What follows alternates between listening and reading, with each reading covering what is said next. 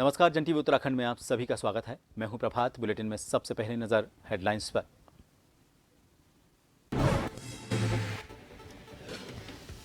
देहरादून में कारगिल विजय दिवस की 25वीं वर्षगांठ पर समारोह का आयोजन। सीएम धामी की मौजूदगी में शहीदों को दी श्रद्धांजलि। वीर शहीदों के परिजन सम्मानित।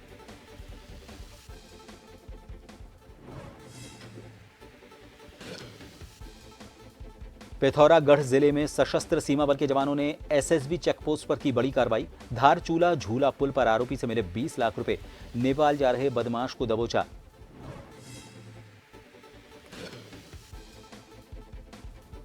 हल्द्वानी में वाहन फिटनेस सेंटर पर छापा। कमिश्नर के छापे में भागे दलाल। आरटीओ की मिली संदिग्ध भूमिका। नोटिस देकर मांगा जवाब।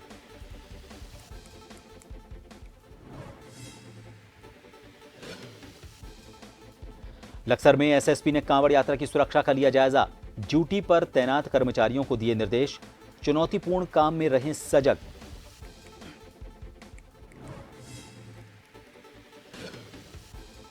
और उत्तराखंड में मानसून का जोर। देहरादून सहित 9 जिलों में भारी बारिश के आसार।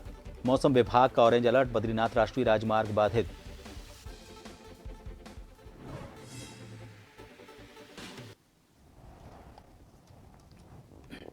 खबरों की शुरुआत करेंगे। शौर्य और पराक्रम का उत्सव कारगिल विजय दिवस जिले में हर्षोल्लास से मनाया गया। जिला पंचायत परिसर में मुख्य अतिथि शहीद नायक कृपाल सिंह की धर्मपत्नी विमला देवी, जिलाधिकारी हिमांशु खुराना समेत जिला सैनिक कल्याण अधिकारी कर्नल सुबोध शुक्ल, कई अधिकारी, जनप्रतिनिधि और गणमान्य नागरिकों ने करगिल शहीदों के चित्रों पर माल्यार्पण करते हुए श्रद्धा सुमन अर्पित किए। पुलिस और एनसीसी जवानों ने शहीदों को सलामी दी। ब्लॉक स्तर पर भी शौर्य दिवस पर पौधरोपण सहित कई कार्यक्रम आयोजित किए गए। कारगिल युद्ध में देश के 527 जांबाजों ने अपने सर्वोच्च बलिदान को दिया था, जिसमें उत्तराखंड राज्य के 75 और चमोली जनपद के 11 जवान शामिल थे। समारोह में स्थानीय विद्यालयों के छात्र छात्राओं ने देशभक्ति गीतों पर सांस्कृतिक कार्यक्रमों की प्रस्तुति दी। वहीं करगिल दिवस की पूर्व संध्या पर संपन्न वॉलीबॉल प्रतियोगिता की विजेता और उपविजेता टीम के खिलाड़ियों को सम्मानित किया गया। 26 जुलाई कारगिल विजय शौर्य दिवस के अवसर पर जो हमारे जनपद की वीर नारियां हैं, हमारे जो एक्स सर्विसमैन के परिवारगण हैं और जो हमारे 11 ऐसे शूरवीर थे चमोली जनपद के, जिन्होंने जो वीर गति को प्राप्त हुए, उस अवसर पर हम सभी यहाँ इकट्ठे थे और उनको जो सभी हमारे ऐसे परिवार हैं जिनके जो परिवारजन इस कारगिल में सम्मिलित हुए थे और वीर गति को प्राप्त हुए थे, उनको सम्मानित भी किया गया। और इस पावन अवसर पर उन जो हमारे शूरवीर थे, हमारे योद्धा थे, उनको याद भी किया। देश में कारगिल विजय दिवस की 25वीं वर्षगांठ मनाई जा रही है। ये विशेष दिवस भारतीय सेना के उन जाबाजों को समर्पित है जिन्होंने बेहद विषम परिस्थितियों में तमाम चुनौतियों को पार करते हुए 26 जुलाई 1999 को पाकिस्तानी सैनिकों को कारगिल से खदेड़कर दुर्गम चोटियों पर फिर से भारत का तिरंगा फहराया था। कारगिल विजय दिवस के इस खास मौके पर मुख्यमंत्री पुष्कर सिंह धामी ने राजधानी में रिमझिम फुहारों के बीच गांधी पार्क स्थित शौर्य स्मारक पहुंचकर पुष्प अर्पित कर बलिदानी सैनिकों को श्रद्धांजलि दी और उनके पराक्रम को याद किया। वहीं उनके साथ सैनिक कल्याण मंत्री गणेश जोशी भी मौजूद रहे। इस अवसर पर मुख्यमंत्री पुष्कर सिंह धामी ने शहीद सैनिकों के लिए मुआवजा की राशि 10 लाख से बढ़ाकर 50 लाख तक करने की घोषणा की। साथ ही संविदा पर कार्यरत उपनल कर्मचारी की छुट्टी की मांग भी पूरी कर दी। इस अवसर पर सैनिक कल्याण मंत्री गणेश जोशी ने इन घोषणाओं के लिए मुख्यमंत्री का आभार जताया।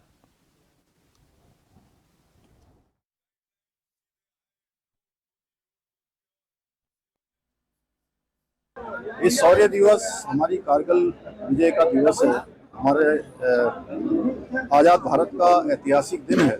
इस दिन हमारी सेना ने, हमारे सैनिकों ने, हमारे शहीदों ने अपने शौर्य पराक्रम और अपनी जाबाजी से संपूर्ण भारत को गौरवान्वित किया और विजय प्राप्त की। मैं उन सभी को नमन करता हूं, सभी शहीद हुए सैनिकों का स्मरण करता हूं, नमन करता हूं। और ये दिवस हमारे लिए इसलिए भी महत्वपूर्ण है कि ये दिन हमेशा हमको इसका स्मरण कराएगा, हमारी नौजवान पीढ़ी को, आने वाले युवाओं को देशभक्ति का एक पाठ भी पढ़ाएगा, उनको प्रेरित करेगा देशभक्ति के लिए आगे बढ़ने के लिए। देश में जहां 527 जवान शहीद हुए थे, उत्तराखंड के 75 जवान उसमें शहीद हुए थे, जिसमें 54 हमारे गढ़वाल राइफल के थे, जिसमें से 37 लोगों को उनकी वीरता के लिए वीरता पुरस्कार मिला है। और मैंने सीएम साहब से अनुरोध किया कि जो हम सैनिकों को एक मुश्त पुरस्कार राशि देते हैं 10 लाख रुपए बहुत कम है। आज मेरे अनुरोध पर सीएम साहब ने उसको बढ़ाकर 50 लाख किया है। मैं दिल की गहराइयों से सभी पूर्व सैनिकों की ओर से, सैनिकों की ओर से, उन वीर माताओं की ओर से, वीरांगनाओं की ओर से सीएम साहब का अभिनंदन करता हूं, स्वागत करता हूं।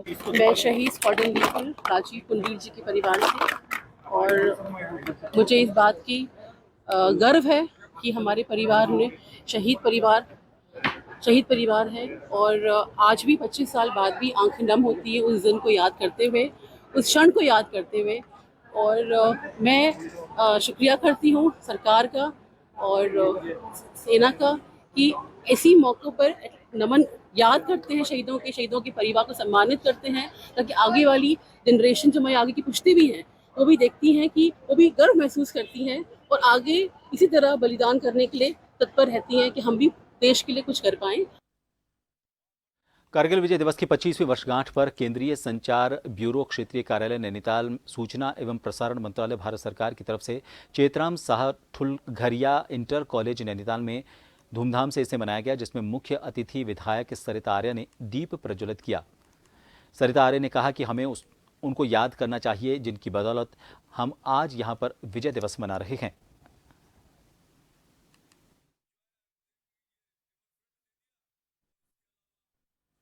पर दीप प्रज्वलित कर और उन्हें श्रद्धांजलि अर्पित करी, जिसमें लेक सिटी की सभी महिलाओं ने सहयोग किया। और आज सूचना मंत्रालय के नीरज जी के सहयोग से और हमारे सम्मानित जो यहाँ CRST के प्रिंसिपल हैं उनके सारे टीचर्स के सहयोग से और हमारे जितने भी यहाँ पर प्रतिभागी आए हैं उनके सहयोग से आज विजय कारगिल दिवस हम लोग मना रहे हैं। और जिस तरह से मैंने आज प्रदर्शनी देखी कि हमारे जितने भी कारगिलों ने अपनी शहादत, हमारे जितने भी शहादत दी है अपने मरणोपरांत, आज उनकी फ़ोटो यहाँ पे प्रदर्शित की गई है, जिसमें मेजर अधिकारी से लेकर हमारे गढ़वाल के जितने भी शहादत देने वाले हमारे मेजर हैं, कर्नल हैं।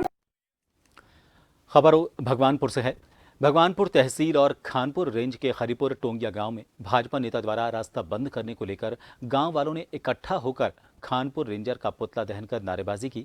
आपको बता दें कि कुछ दिन पहले ही राजस्व में आए गांव में रास्ते को लेकर विवाद हुआ, जिसमें ग्रामीणों ने भाजपा के पूर्व विधायक सुरेश राठौड़ और गांव के एक भाजपा नेता पर रास्ते पर अवैध कब्जा करने का गंभीर आरोप लगाया। ग्रामीणों ने बताया कि पूरा गांव भारतीय जनता पार्टी को वोट देता आया है, लेकिन कुछ पार्टी के नेता अवैध कब्जा करने वालों के साथ लगे हुए हैं, जिसकी शिकायत Haridwar DM, DFO, SDM Bhagwanpur से भी की गई, जिसको लेकर कोई कार्रवाई नहीं हो पाई। इस संबंध में ग्रामीणों द्वारा रेंजर का पुतला दहन भी किया गया।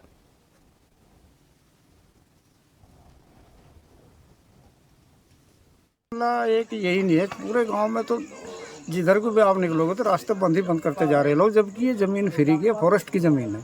यदि इनको खरीदनी पड़े ज़मीन तो उस टाइम क्या हाल होगा। फ्री की ज़मीन में मतलब चारों तरफ से ये सुनो आ रही है कि भाई इधर भी रास्ता बंद हो रहा है, उधर भी रास्ता बंद हो रहा है, तो ये इस तरह का अतिक्रमण मेरे हिसाब से तो कहीं ना कहीं इसमें मतलब फॉरेस्ट विभाग जो है ये जिम्मेदार है। मतलब भैया गांव वाले बस क्या बताऊँ बात इनका है, तो अपनी चला रहे सारी यहाँ से। यहाँ रास्ता कभी यहाँ था नहीं, यहाँ कुछ भी नहीं था जब हम पढ़ते थे हम यहाँ पे इस स्कूल में, ठीक है। तब यहाँ खाली जगह थी बिल्कुल। यहाँ अब धीरे धीरे करके यहाँ सारा बंद हो गया रास्ता, जो भी एक यहाँ रास्ता हुआ था वो भी बंद हो गया, वो रास्ता बंद हो गया सारा करते ही, ठीक है। अभी तो उनकी अपनी हटधर्मी चल रही, नेताओं का सहयोग मिल रहा है, कहीं सुरेश राठौर का मिल जा, कभी किसी का मिल जा, कभी किसी का मिल जा।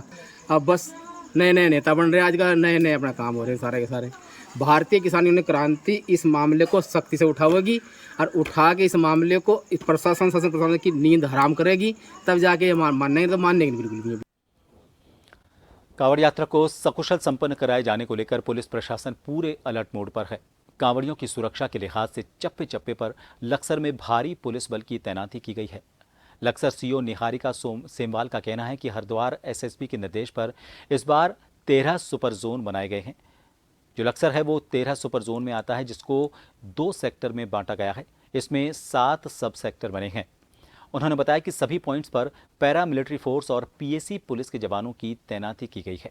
वहीं बेरियल और फ्लैक्सिया भी लगाए गए हैं, जिससे कांवड़ियों को यात्रा में कोई परेशानी ना हो और कांवड़ यात्रा को एसएसपी के निर्देश के अनुसार सकुशल संपन्न कराया जा सके। अभी 22 तारीख से हमारा 2024 का कांवड़ यात्रा शुरू हो गई है। इसमें एसएसपी सर के निर्देश में इस बार हम लोगों ने 13 सुपर जोन बनाए हैं। जो हमारा लक्ष्य है वो 13वें सुपर जोन में आता है, जिसको कि हमने 2 सेक्टर्स में बांटा हुआ है और इसमें 7 हमारे सब सेक्टर्स हैं। जैसे कि अभी 27 तारीख से हमारे यहाँ से नगला डाइवर्जन स्टार्ट हो जाएगा, तो इसके लिए हमने पूरी ड्यूटियाँ करी हुई हैं।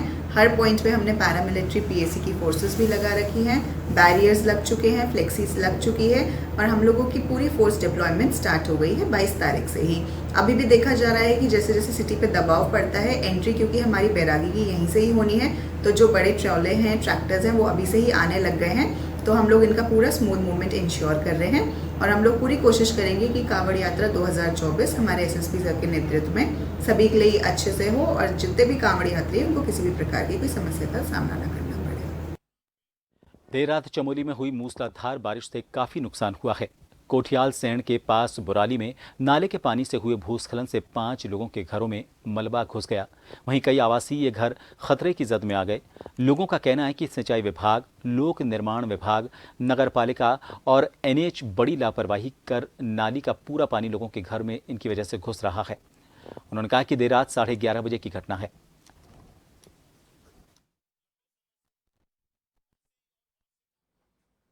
जैसे कि मैंने पूर्व में भी 3 माह पूर्व सिंचाई विभाग के एक्शन को यहाँ पर लेटर दिया था।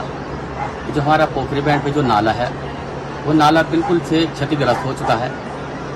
सारा गोपेश्वर का पानी नाले में न जाते हुए नाले के बगल से होके हुए डाइवर्ट हो रहा है। और वो जो कल भयावह स्थिति हुई, पोखरी बैंड से जो नाले का जो पानी है वो सड़क ही सड़क सीधे हमारे गुइलों, चमड़ाओं, ये कोठियाल से होते हुए बुराली तक ये नाला पहुंचा। और आज आप ये स्थिति देख सकते हैं कि लोगों की मकानों को तोड़ता हुआ ये पानी इस प्रकार से यहाँ पर कल लोग जनजीवन जो है कि कल अस्त व्यस्त हो गया था।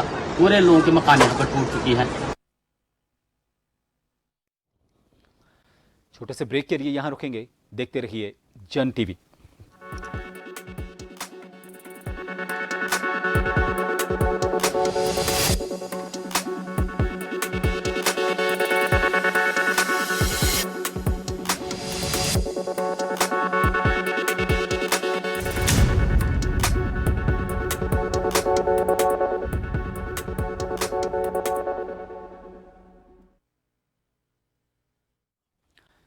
जन टीवी उत्तराखंड में एक बार फिर आप सभी का स्वागत है। यमुनोत्री धाम में देर रात हुई भारी बारिश और बादल फटने की घटना के बाद मुख्यमंत्री पुष्कर सिंह धामी और उत्तरकाशी के प्रभारी मंत्री प्रेमचंद अग्रवाल ने जिलाधिकारी से फोन पर बात की और राहत और बचाव कार्य में तेजी लाने के निर्देश दिए।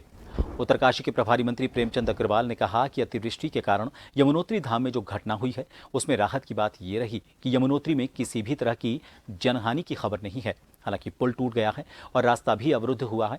उम्मीद है कि जल्द राहत और बचाव कार्य पूरा हो जाएगा और स्थिति सामान्य हो पाएगी।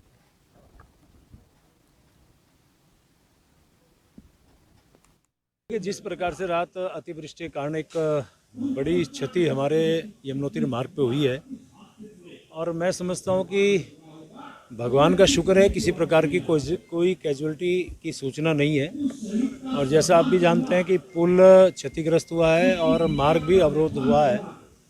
निश्चित रूप से हमारी एसडीआरएफ, एनडीआरएफ और हमारे तमाम जिला प्रशासन, पुलिस प्रशासन वहाँ पहुँच गया है। इसके लिए जिलाधिकारी को निर्देशित कर दिया गया है। माननीय मुख्यमंत्री जी के द्वारा भी, मेरे द्वारा भी जानकारी ली गई है कि उसमें तत्काल सभी जो हमारे तरफ से हो सकता है उसमें करें, क्योंकि आप जानते हैं कि जिस प्रकार से तेजी से बारिश हुई है उसका ही परिणाम था कि इस प्रकार की घटना हुई है। आजकल पहाड़ों में मानसून की बरसात हो रही है और इसके चलते बद्रीनाथ राष्ट्रीय राजमार्ग भी कई बार जगह जगह पर बाधित हो रहा है और इसके कारण तीर्थ यात्रियों से लेकर स्थानीय लोगों तक को भारी दिक्कतों का सामना करना पड़ रहा है। बड़ी बात तो यह है कि बार बार बद्रीनाथ राष्ट्रीय राजमार्ग जगह जगह पर बाधित होने के चलते इसका सीधा असर 4 धाम यात्रा पर पड़ रहा है। आपको बता दें, बहुत कम संख्या में 4 धाम की यात्रा पर आजकल तीर्थयात्री पहुंच रहे हैं। तो वहीं बात करें बद्रीनाथ धाम की, तो यहां भी अब बहुत कम संख्या में तीर्थयात्री पहुंच रहे हैं। पिछले कुछ दिन पहले की बात करें तो भू बैकुंठ नगरी बद्रीनाथ धाम में हर दिन 20,000 से ज्यादा तीर्थयात्री नारायण हरि के दर्शन प्राप्त करने के लिए पहुंच रहे थे।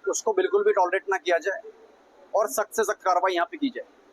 आज जो मैं यहाँ पे आया हूँ तो मैंने देखा कि यहाँ पे काम करने के तरीके में पारदर्शिता बिल्कुल नहीं है। पब्लिक ने यहाँ पे मुझे बताया है यहाँ पे ऐसे अनऑथराइज्ड लोग भी घूम रहे हैं और काम करवा रहे हैं जिनका इससे कोई वास्ता नहीं है, जो ड्राइवर्स नहीं है, जो इनका स्टाफ भी नहीं है। मुझे बहुत से लोगों ने बताया कि यहाँ पे कुछ ऐसे ऐसे कमरे भी मुझे मिले हैं जहाँ पे पब्लिक का कोई लेना देना है ही नहीं, लेकिन वहाँ पे वो जा रहे हैं। जो निर्धारित फीस है उससे ज़्यादा लेने की काफ़ी लोगों ने मुझे शिकायत की है। पिथौरागढ़ के गंगोली हाट राजकीय बालिका इंटर कॉलेज के भवन के पुनर्निर्माण की मांग करते हुए अभिभावकों ने छात्राओं के साथ शिक्षा विभाग और शासन के खिलाफ नारेबाजी करते हुए नगर में जुलूस निकाला। जुलूस नगर के विभिन्न हिस्सों से गुजरते हुए तहसील कार्यालय पहुंचा। यहां अभिभावकों ने छात्राओं के साथ धरना दिया और एसडीएम को ज्ञापन सौंपा। उन्होंने कहा कि सरकार बेटी बचाओ बेटी पढ़ाओ का नारा तो दे रही है, लेकिन गंगोली हाट क्षेत्र के एकमात्र बालिका विद्यालय के टूटने के कगार पर पहुंचा भवन उन्हें नजर नहीं आ रहा।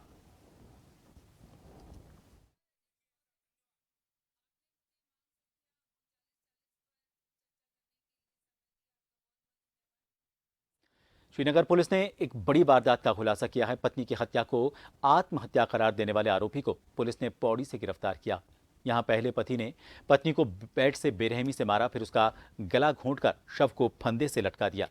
पूरे मामले को लेकर मृतका के बेटे ने गवाही दी, तब जाकर सच सामने आया, जिसके बाद पुलिस ने इस पूरे मामले की जांच करते हुए आरोपी को गिरफ्तार कर लिया।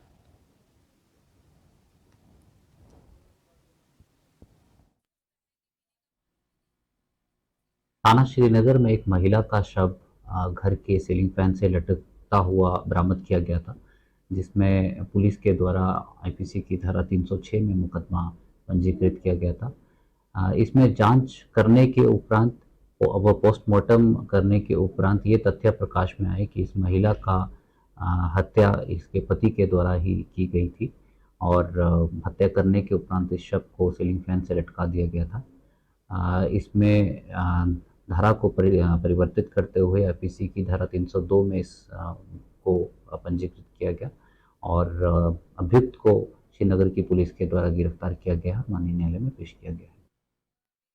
नवीन भंडारी बारिश से बद्रीनाथ राष्ट्रीय राजमार्ग है वो मलबा गिरने के बाद बाधित हो गया है। यहाँ पर बद्रीनाथ चमोली बाजार से 200 मीटर आगे का मार्ग अवरुद्ध है। इस राजमार्ग के पागल नाला कंचनगंगा भनेर में पानी में भारी मलबा जमा हो चुका है, जो आने जाने वालों को परेशानी पैदा कर रहा है और इसके चलते वाहनों की लंबी कतार लगी हुई है।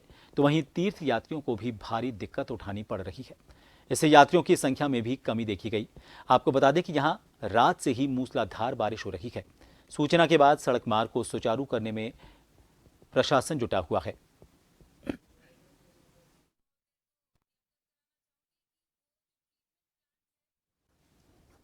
इन सभी खबरों के साथ फिलहाल के लिए इस बुलेटिन में इतना ही। नमस्कार।